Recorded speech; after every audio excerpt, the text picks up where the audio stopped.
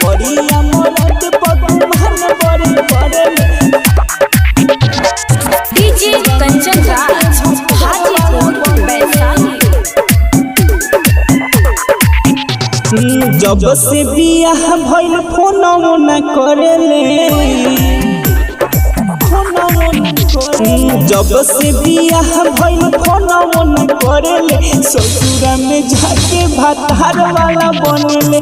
करिया मरद पगुमान बड़ी करेले। ससुरा में जाके भातार वाला बनेले। ससुरा में जाके भातार वाला बनेले। डीजे कंचन राज हाजीपुर वैशाली। चल गइल गाँव शहर में रहल गजबे लहर में।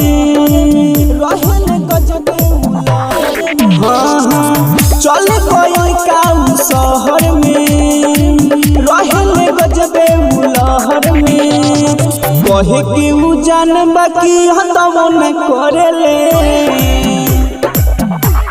हाँ कहे के उ जान बाकी हतम न करेले।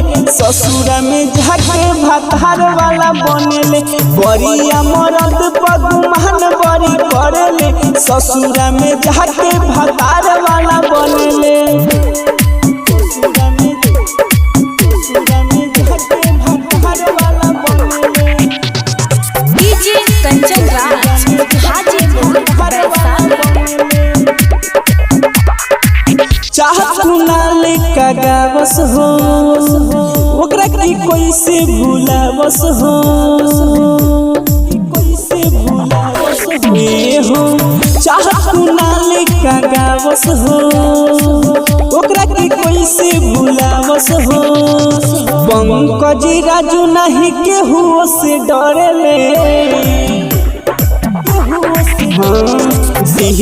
पंकज नहीं केहू से डरेले। ससुरा में जाके भातार वाला बनेले। करिया मरद पगुमान बड़ी करेले। ससुरा में जाके भातार वाला बनेले।